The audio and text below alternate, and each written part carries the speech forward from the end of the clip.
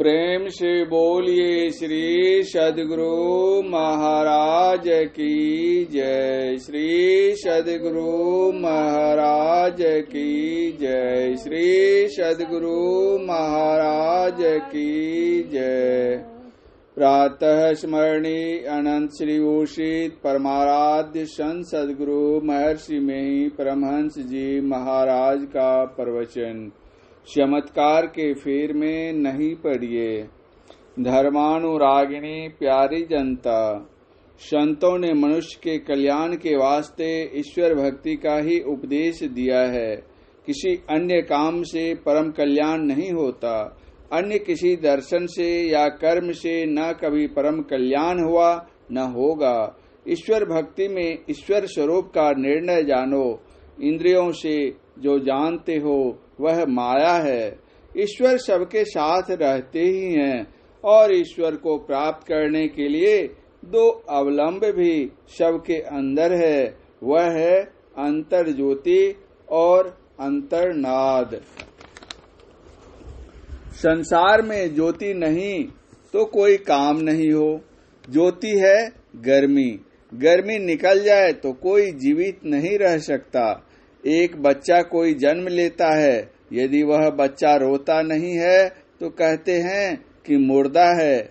जन्मते ही बच्चा रोता है तो कहते हैं कि जीवित है।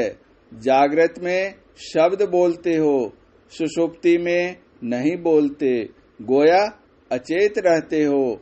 मतलब यह है कि शब्द के बिना अचेतन हो जाता है। शब्द और गति में अत्यंत समत्व है। बिना गति के शब्द नहीं होता। गति और कंप के बिना सृष्टि नहीं होती। ऐसा मालूम होता है कि संसार में इन दोनों के अतिरिक्त और कोई तेज नहीं है। विराट रूप को भी तेज ही चमकाता है। सूर्य प्रकाश रूप है। तेज और शब्द से बढ़कर परमात्मा की कोई विभूति नहीं है। यह सबके अंदर अंदर है। जो कोई परमात्मा का दर्शन चाहते हैं उनको इन दोनों से ही होगा। इन दोनों के बिना किसी को ईश्वर दर्शन नहीं होता। पहले के ऋषि मुनि लोग इसी को नाद और इसके अभ्यास को नादानुसंधान कहते थे। ज्योति के अंदर ईश्वर व्यापक है। ज्योति ही रूप ग्रहण करती है। ज्योति ही रूप को चमत्कृत करती है।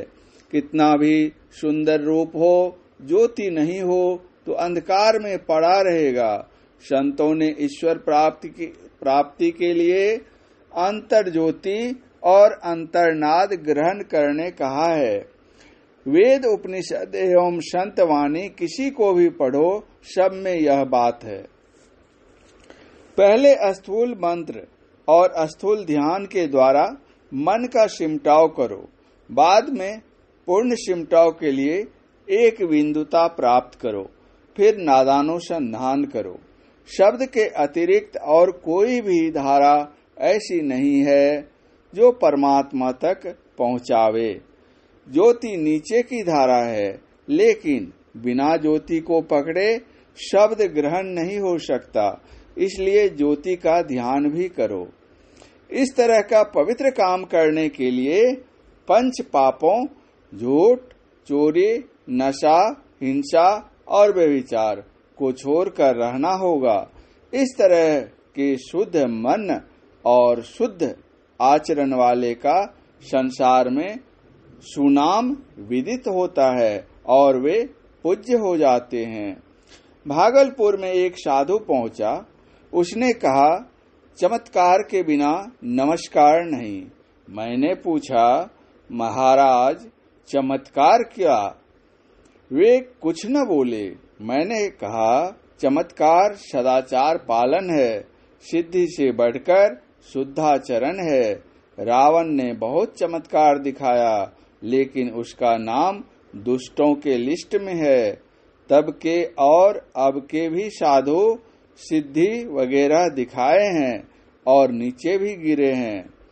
रिद्धि सिद्धि प्रेरई बहु भाई, बुद्धि ही लोभ दिखावई जाए, होई बुद्धि जो परम शयानी, तिन्न तन चितव न अनहित जानी।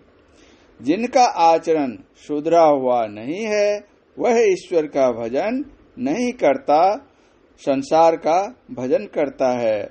कोई कहते हैं कि फलाना साधु चमत्कार दिखाते हैं, उस चमत्कार के फेर में नहीं पड़िए, उनका आचरण देखिए, आचरण देखकर किसी पर विश्वास कीजिए। कहे कबीर निज रहनी सम्हारी, सदा आनंद रहे नर नारी।